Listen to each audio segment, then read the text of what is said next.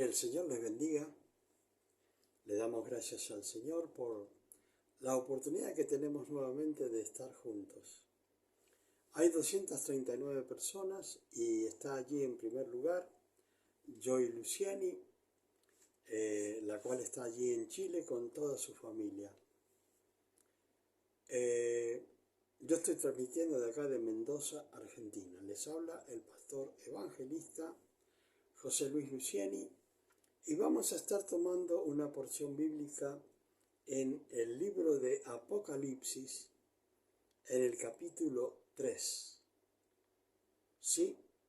Es el mensaje o la carta a Sardis. ¿Sí?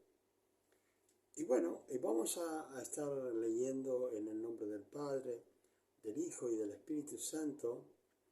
Y cada persona que está allí escuchando dice amén. Le doy gracias al Señor por la persona que está allí, que es Víctor Salazar. Dios le bendiga, mi hermano, a usted y a toda su familia. Gracias por compartir este video que vamos a estar compartiendo la palabra del Señor. Y espero que sea de bendición para cada uno de aquellos que están en el Señor, ¿sí? Gracias por la bondad, gracias por la misericordia, gracias por lo que hace cada uno de las personas que están participando en esto que es la palabra del Señor. Bueno, primero que nada tenemos que entender y aprender. Gracias, Dios le bendiga a mi hermana Gina Lee. Dios le bendiga a usted y a toda su familia. Gracias por compartir conmigo. Una de las cosas que tenemos que aprender y entender, ¿sí? Que este es un mensaje a la iglesia de Sardis, la quinta carta escrita que manda el Señor a Juan que escriba al ángel o al pastor que está allí en la iglesia de Sardis.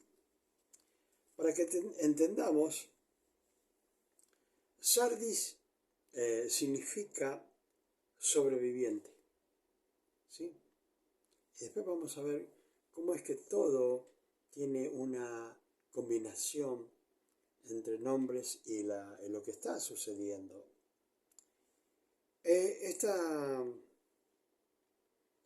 ciudad de Sardis se encontraba, se puede decir, en un lugar muy especial, la cual ellos pensaban que nunca iban a ser atacados, nunca iban a ser muertos, ¿sí?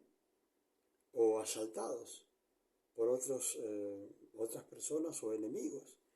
Así que ellos no tenían mucho cuidado de lo que pudiera suceder porque según ellos estaban seguros. Estaban seguros de que no podían ser atacados desde ningún punto de vista. Y por eso mismo ellos no tenían guardias, ¿sí? No tenían ningún guardia o atalaya, se le dice también, que son los centinelas que estaban allí en las ciudades fortificadas y que ellos cuando veían que alguien iba a venir a atacarlos, tenía que avisar al pueblo y tenía que decirles, bueno, hay peligro, y tenía para que el pueblo que estaba ahí tenía que prepararse para recibir al enemigo. Este pueblo de Sardis no tenía ningún atalaya, ningún guardia. Bueno, y esta gente, fíjense bien, ellos estaban seguros de que no podían ser atacados. Pero ¿qué pasa? De repente fueron atacados y saqueados 2 veces. 2 veces. Así que una de las cosas que nosotros siempre tenemos que tener en cuenta, que tenemos que estar siempre cuidadosos en las cuestiones espirituales. Acá era una cuestión de personas que no les interesaba mucho las cosas de Dios. Y bueno, descuidaban sus vidas. Nosotros somos personas que estamos siguiendo a Cristo, viviendo y tratando de vivir espiritualmente y llegar a la estatura de Cristo. Y debemos cuidarnos nosotros de estar siempre vigilante de que nadie vaya a arruinar nuestra vida espiritual. No quiere decir que no porque seamos atacados van a arruinar nuestra vida espiritual, sino que debemos estar preparados para la pelea y siempre vamos a salir vencedores si estamos en Cristo Jesús. Víctor Vargas, que el Señor le bendiga. Gracias por compartir conmigo. Y bueno, este es el mensaje a la iglesia de Sardis, que está en el libro de Apocalipsis, en el capítulo 3, versículo 1. Así que tenemos esta iglesia que ¿cómo se llama? Bueno, no se cuidaban de nada. Tenemos que ver que acá el Señor, como en las otras cartas, ustedes ven que, por ejemplo, en cada carta que hemos estado leyendo, el Señor se presenta siempre de diferentes formas. ¿Sí? Acá se presenta como el Hijo de Dios. Fíjese bien, mire. Dice así, vamos a leer el nombre del Padre, del Hijo y del Espíritu Santo, y el pueblo dice amén. Dice, escribe al ángel de la iglesia en Sardis. ¿Quién es el que manda la carta? ¿Sí? Porque la costumbre antigua era que el que mandaba la carta se presentaba y después escribía el mensaje que quería enviar.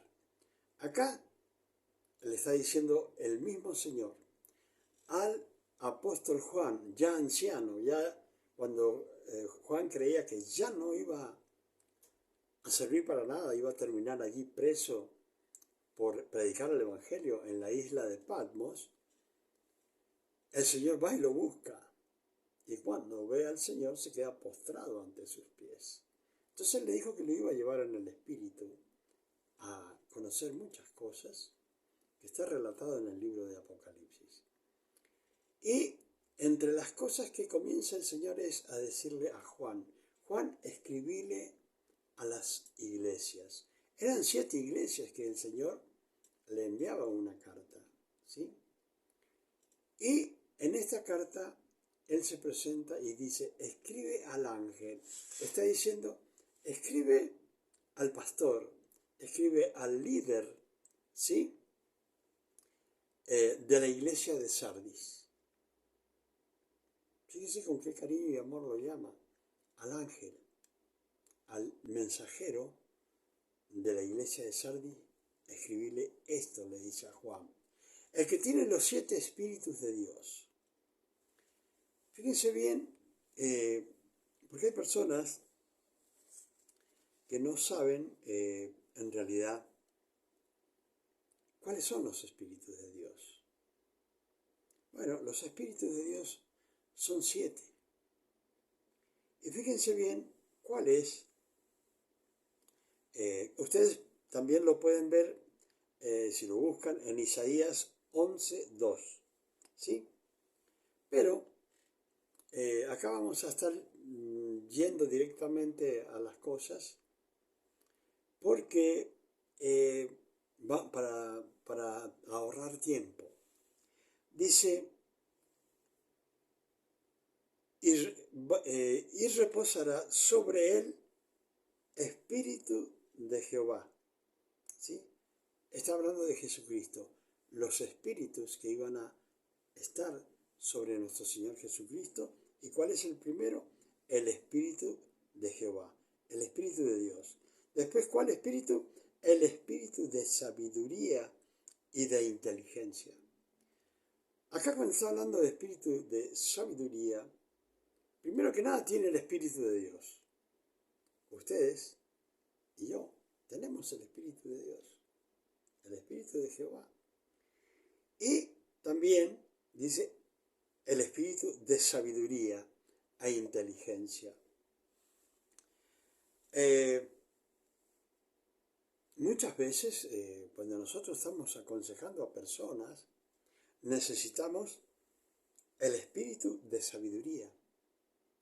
Cuando tenemos que salir adelante en un problema grave, necesitamos a Dios, pero también necesitamos usar nuestra inteligencia. ¿Sí? Y acá dice también espíritu de consejo y de poder. ¿Sí? O sea, aconsejar, ¿sí? Y poder. ¿Poder qué? De Dios. Estos son los espíritus que tenía el Señor. Y espíritu de conocimiento y de temor a Jehová. Cada uno de estos espíritus lo tenemos que tener nosotros. ¿Sí? Si ustedes dirán, bueno, ¿por qué? Porque la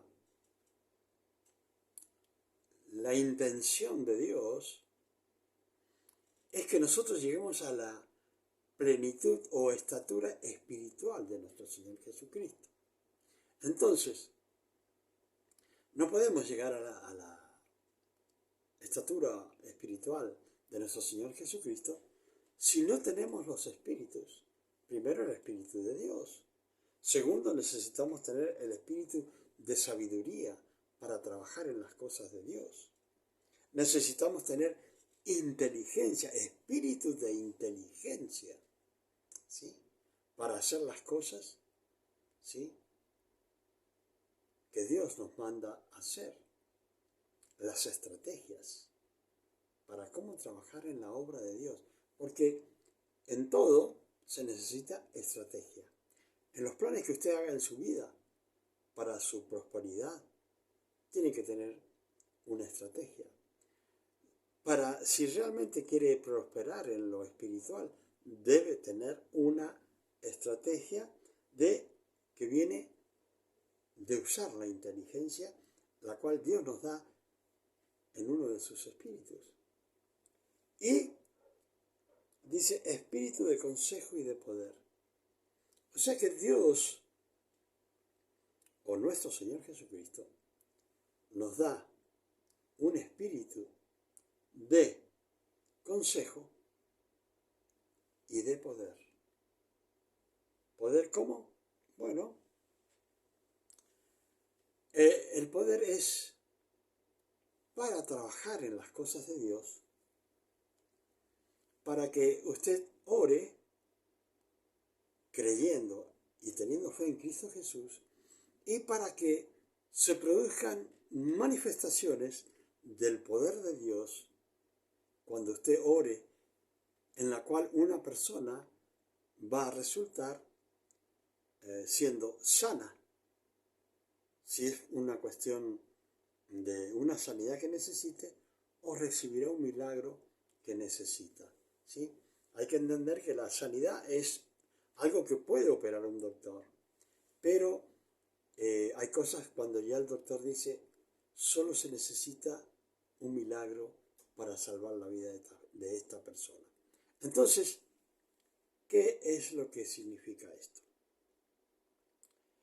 Que Dios nos da entonces un espíritu donde nos aconseja a cómo ser y a cómo usar su poder también. ¿Sí? Y dice espíritu de conocimiento y de temor a Jehová. ¿Qué es este espíritu de conocimiento. Si vemos en los dones espirituales, las personas que se les otorga el don de conocimiento, se llama don de ciencia o de conocimiento sobrenatural, es un conocimiento que Dios da para conocer ciertas cosas que pueden llegar a suceder. No es espíritu de adivinación, no vaya a ir por ese lugar porque ese lugar es para el diablo. ¿Sí? El espíritu de conocimiento sobrenatural lo da Dios, ¿sí? Espiritual. Y entonces usted puede decir a una persona, bueno, Dios me dice esto, esto y esto. No se trata de profetizar. Ya no hay nada que profetizar. Ya no hay apóstoles. ¿Sí? Pero sí puede tener un conocimiento o el don de ciencia o conocimiento sobrenatural en el cual Dios le hable y le revele ciertas cosas que pudieran llegar a suceder. ¿Sí? Entonces, aparte de este conocimiento sobrenatural, es el temor de Jehová. O sea que entre todos los espíritus que Dios da, también da el temor a Jehová. Siempre entendamos que temor a Jehová significa el temor de tanto amor que uno le tiene a Dios, tiene el temor de hacer algo que lo pueda ofender. Haga de cuenta que usted tiene la esposa o que tiene sus hijos y usted trata de no hacer cosas que vayan a causarle dolor a su esposa. ¿Sí? Entonces, no es miedo, sino el temor de que la esposa se sienta dolida por algo grave que nosotros podamos hacer. Entonces, cuando se trata de Dios, que es una relación de amor de Dios con nosotros, también tiene que estar el temor a ofender a Dios, hacerle que se ponga triste por cosas que nosotros podemos hacer con conocimiento o sin conocimiento. Nada tenemos que hacer para ofender a Dios si realmente lo amamos. Entonces, ¿qué le estaba diciendo Jesucristo?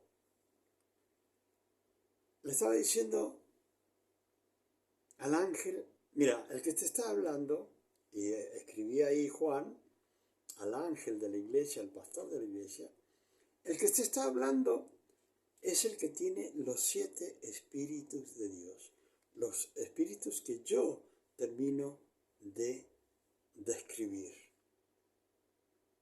¿Sí? Y dice, y las 7 estrellas en su mano, dice esto. O sea, él decía en las otras cartas, decía el que tiene las 7 estrellas en su mano. ¿Quiénes son esas? Son los pastores. Le llama estrellas acá. ¿Sí? Que él tiene en sus manos. O sea que cada uno que es pastor, que es líder, tiene que tener cuidado. Porque usted está en las manos de Dios y yo estoy también en las manos de Dios. Y tengo que tener cuidado. ¿Qué voy a hacer? Porque el Señor me tiene en sus manos. Entonces debo tener cuidado.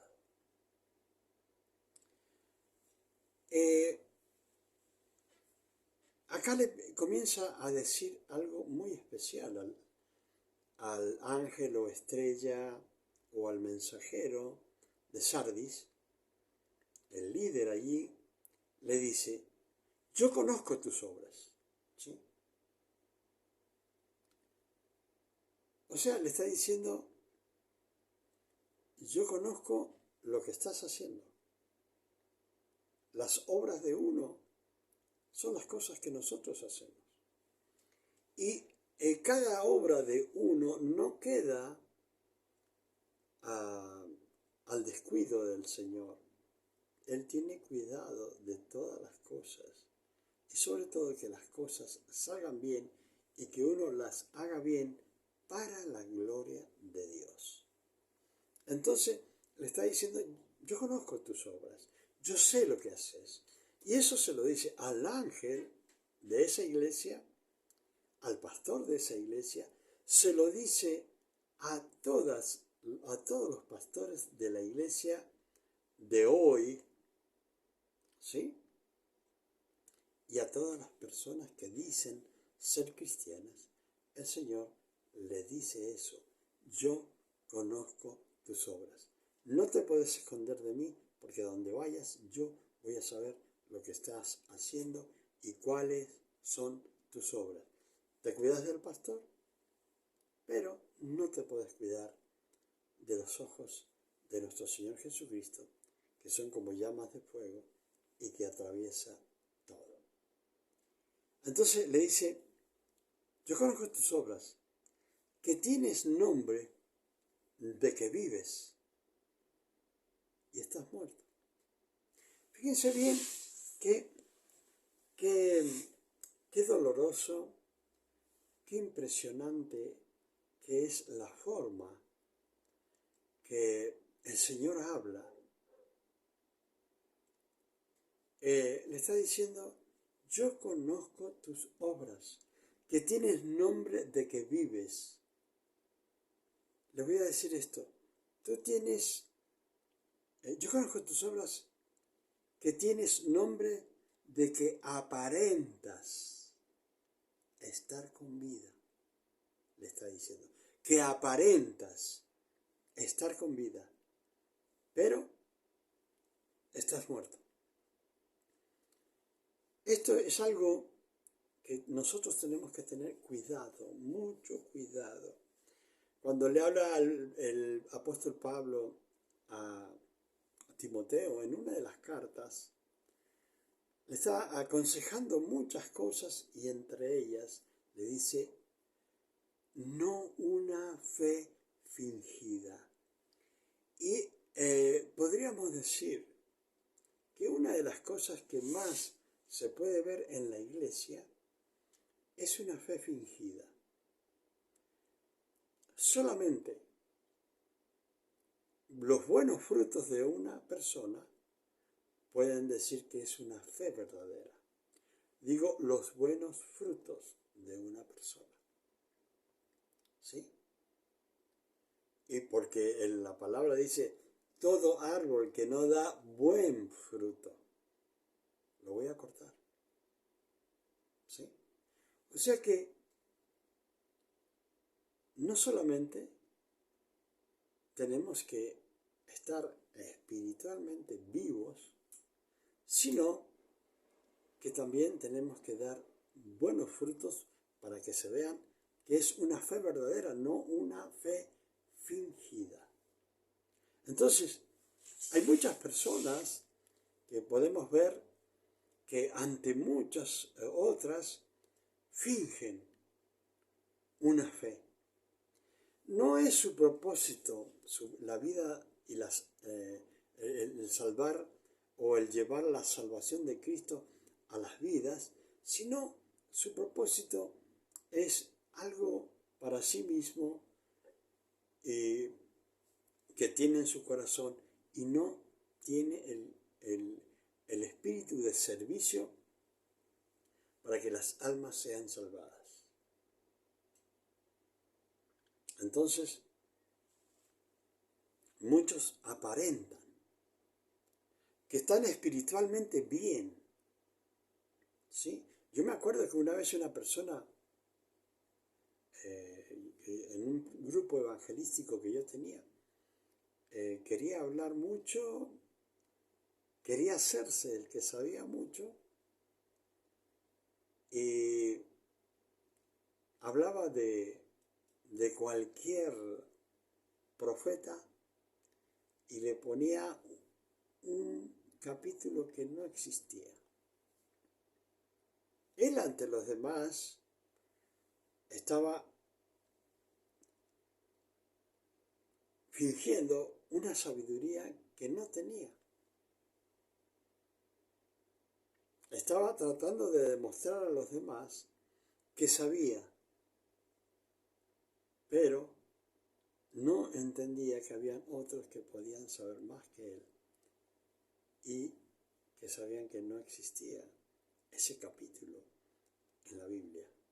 Entonces, hay personas que pueden enfrentarlo a usted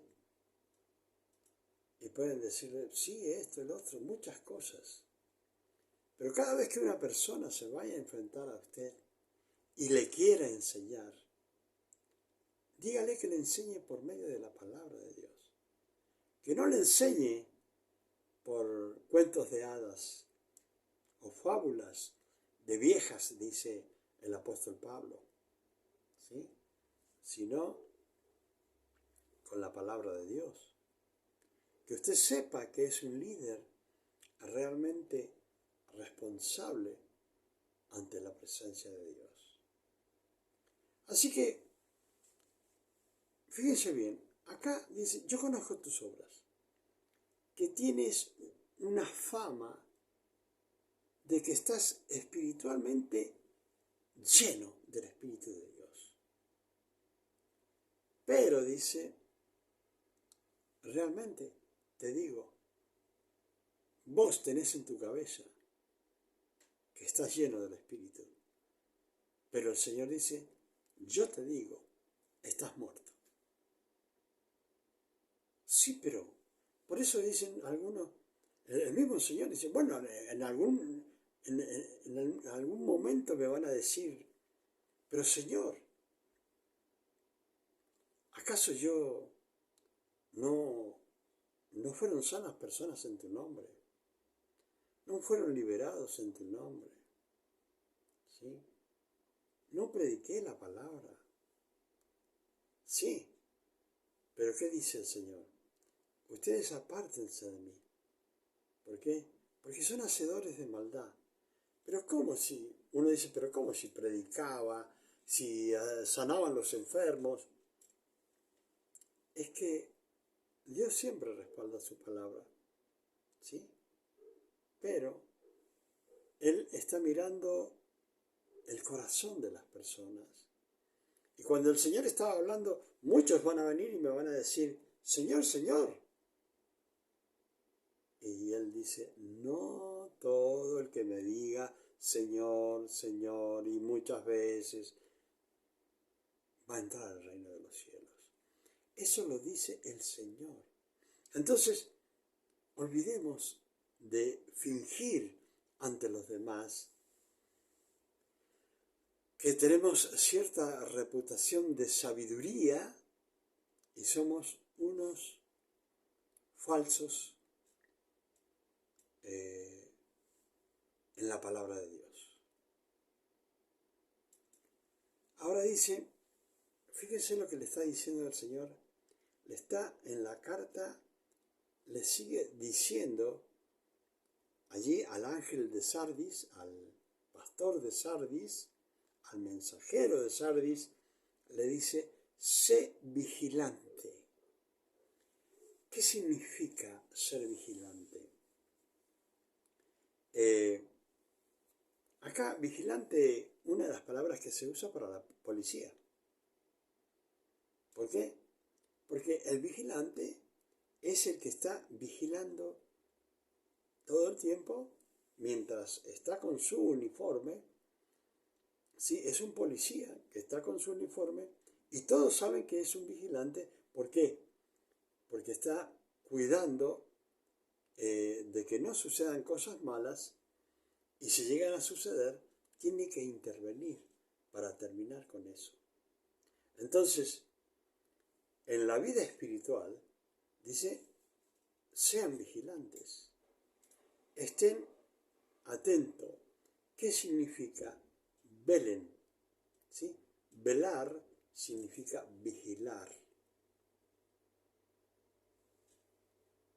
Dice, sé vigilante. Significa que estés velando, cuidando tu vida espiritual, ¿sí? Él sabía todo lo que pasaba. Y sabía, y le dice, bueno, tienes fama que vives espiritualmente, pero yo te digo que espiritualmente has muerto. Y ahora le dice, sé vigilante, vela, cuida tu vida espiritual, ¿sí? Y afirma las otras cosas que están para morir. O sea que siempre vemos personas y a veces no podemos dudar de que llevan una vida cristiana como corresponde, ¿sí? Y nos quedamos asombrados si vemos algo raro en esa persona. Pero el Señor sabe que hay debilidades en una persona. Hay personas, una de las cosas que es más visible, que yo siempre estoy luchando y hablando en contra de eso, es el adulterio y la fornicación.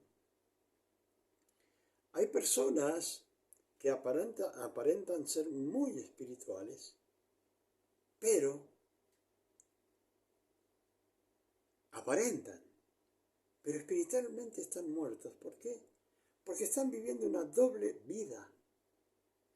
Y tenga en cuenta esto, una doble vida primeramente con Dios, porque está intentando hacerle creer a Dios que lo ama, pero en el adulterio le está demostrando que no lo ama. ¿Por qué? Porque está cometiendo un terrible pecado. Y esta persona está cometiendo también un pecado contra su esposa, ¿sí? Y piensa que a lo mejor dice, bueno, yo voy a ir a la iglesia con mi esposa, voy a estar ahí, voy a estar con los amigos, ¿sí? Haciendo sociales para que me vean, para conformar a mi esposa. Pero en su corazón no está Dios ni la esposa.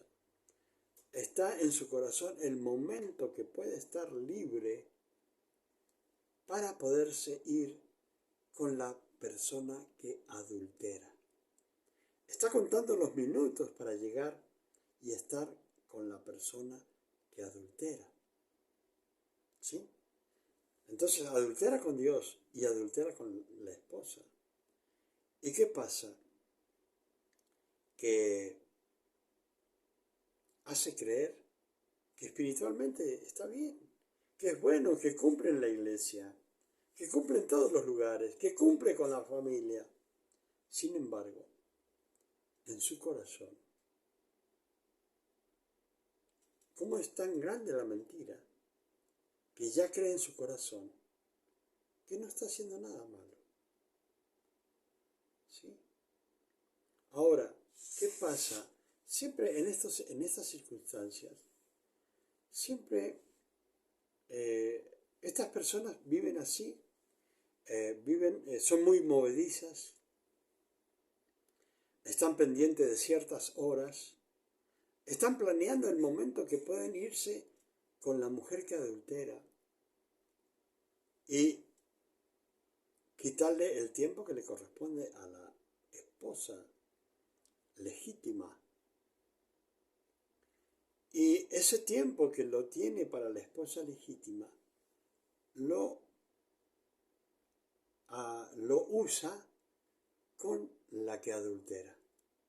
Entonces, dentro de la persona se forma un torbellino de intranquilidad, en el cual no puede estar quieto, sino siempre hay cosas que lo mueven.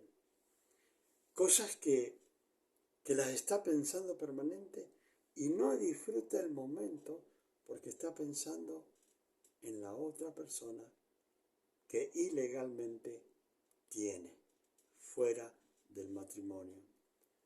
Y piensa que como puede engañar a la esposa que tiene dos ojos, no piensa que Dios lo está viendo, que Dios está observando, que Dios está viendo todo lo que está pasando. ¿Qué pasa si un día, en vez de vivir en esa situación, un día tiene un accidente, se muere y sale toda la luz? ¿Sí? ¿Qué pasa si se muere y sale toda la luz? Y se enteran de la vida pecaminosa que llevaba. Es una gran desilusión. ¿Sí? ¿Por qué? Porque todos creían que espiritualmente estaba vivo. Sin embargo, por el adulterio, estaba muerto. Tenía apariencia de que vivía. Tenía apariencia que iba a la iglesia. Tenía apariencia que estaba bien con la esposa. Tenía apariencia que amaba a la esposa. Pero estaba vivo aparentemente. Amor para Dios aparentemente. Amor para la esposa aparentemente. Pero estaba muerto espiritualmente con el adulterio. Es lo peor que puede haber, ¿sí? Ahora, dice, hay pocas cosas que ya te quedan.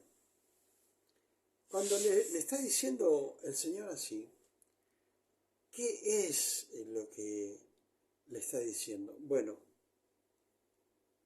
hay personas que Dios le está dando una oportunidad a arrepentirse. Hay personas que le sigue dando oportunidades. ¿Por qué? No sé, solo Dios lo sabe. Como la da a cada uno de nosotros. ¿Sí? Y hay algunas cosas que está viendo Dios que podrían ser buenas si realmente no estuviera cometiendo un pecado. ¿Sí? Y dice, bueno, como le dice al ángel de la iglesia, le está diciendo, bueno, en realidad para mí espiritualmente estás muerto. Aunque aparentas estar con vida, para mí estás muerto, dice el Señor. Pero tenés algunas cosas que podrías tratar ahora de retenerlas, de dejar el pecado, ¿sí? Porque esas pocas cosas, con el pecado que tenés, ya también están por morir. Y va a ser una muerte espiritual completa. ¿Sí? Va a ser una muerte espiritual completa. Y dice, afirma las otras cosas que están por morir. Porque a lo mejor estaba haciendo algunos trabajos, algunas cosas que podían a lo mejor para Dios ser buenas, y si las hacía con amor, iban a salir bien. Pero con el pecado, adelante, no iba, en vez de aumentar las cosas espiritualmente, las iba disminuyendo, y le dice Dios, retené lo poco que te queda. ¿Sí? Retené lo poco que tenés. Dice, afirmalas esas cosas que ya están por morir. Porque no he hallado tus obras perfectas delante de Dios. ¿Qué es lo que le está diciendo el Señor? Le está diciendo, bueno, tenés apariencia de que tus obras son buenas, pero el Señor le dice, mira, yo vi tus obras, las conozco y creo que no son perfectas delante de la presencia de Dios. O sea que Dios quiere que seamos perfectos ante su presencia. Entonces, ¿qué dice? Acuérdate pues de lo que has recibido y oído. O sea, cuando llegamos al Evangelio, nosotros hemos recibido muchas cosas de Dios, según cada uno como Dios ha querido darnos, y ha dado muchas cosas espirituales que solamente con Dios podíamos obtenerlas, porque Él quería darnos, y dice, y también de las cosas que has oído, que has aprendido en el Evangelio, y guárdalo, no lo pierdas lo que has guardado, lo que has escuchado, ¿sí? Y guárdalo, y arrepiéntete del pecado que estás cometiendo, ¿sí? Dice, pues si no velas, si no estás atento, vendré sobre ti como ladrón y no sabrás a qué hora vendré sobre ti. O sea que la gente dice, bueno, yo voy a seguir en el pecado porque también abunda la gracia. Mientras más peco, más abunda la gracia. Sí, pero él dice, si no estás velando, si no te estás cuidando y no estás guardando lo poco que te queda, yo pronto voy a venir a ti. Cuando tú no te des cuenta, voy a llegar como un ladrón en la noche y te voy a quitar todo, ¿sí? Te voy a quitar todo. Y vas a quedarte totalmente desnudo espiritualmente. ¿Y qué dice? Pero tienes unas pocas personas en Sardis que no han manchado sus vestiduras y andarán conmigo en vestiduras blancas porque son dignas. O sea que Dios nos ha dado unas vestiduras espirituales, las cuales nosotros tenemos que mantenerlas limpias. ¿Qué significa? Que el pecado mancha esas vestiduras espirituales con nuestros pecados espirituales, se manchan. Entonces, para mantenerlas limpias, si pecamos, tenemos que ir al tintorero espiritual, el único que existe en el mundo que se llama Jesucristo, a pedirle perdón de pecados para que nuestras vestiduras vuelvan a ser blancas. ¿Sí? Dice, al que venciere será vestido de vestiduras blancas. Dice, al que venciere será vestido de vestiduras blancas. ¿Cuándo? Él dice, cuando venciere, cuando llegue yo a la tierra a buscar a la iglesia, o cuando se muera y tenga que ir a la presencia del Señor, ¿sí? Al que venciere y mantenga sus vestiduras blancas, dice, no borraré su nombre del libro de la vida. Siempre estamos discutiendo con personas que dicen que la salvación no se pierde. Si la salvación no se pierde, ¿qué significa lo que nuestro Señor Jesucristo dice? Si te portás bien y mantienes tus vestiduras blancas, limpias, yo no voy a borrar tu nombre del libro de la vida. ¿Sí? Y confesaré su nombre delante de mi Padre. Quiere decir que si nosotros decimos sí a Jesucristo en la tierra, si nosotros vencemos, si nosotros mantenemos nuestra vestidura blanca, cuando estemos frente a Dios, dice, yo voy a confesar tu nombre digno delante de mi Padre y de quién más, y de los ángeles. de Dios. ¿Sí? El que tiene oído, dice, oiga lo que el Espíritu dice a las iglesias. ¿Qué está diciendo? El que tiene oídos espirituales, no terrenales, porque los oídos terrenales siempre los hemos tenido.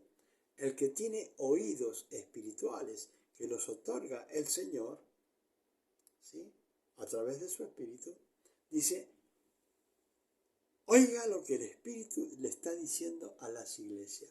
Oiga lo que el Espíritu Santo le dice a todas las iglesias del mundo en todos los tiempos. Si no tienes oído espiritual, recibe a Cristo y vas a tener un oído espiritual y vas a tener ojos espirituales. Hermanos, que el Señor les bendiga, que espero que este mensaje sea de bendición para sus vidas y para cada uno de aquellos que lo vayan a escuchar. Gracias por compartir, Víctor Vargas, Gina Lee, otra de las hermanas que estaba en un principio, vamos a ver si la puedo encontrar acá, a Víctor Salazar y Joy Luciani. ¿Sí? Dios les bendiga y gracias por compartir esta hermosa palabra de Dios. Que el Señor les bendiga y que sea de bendición. Gracias.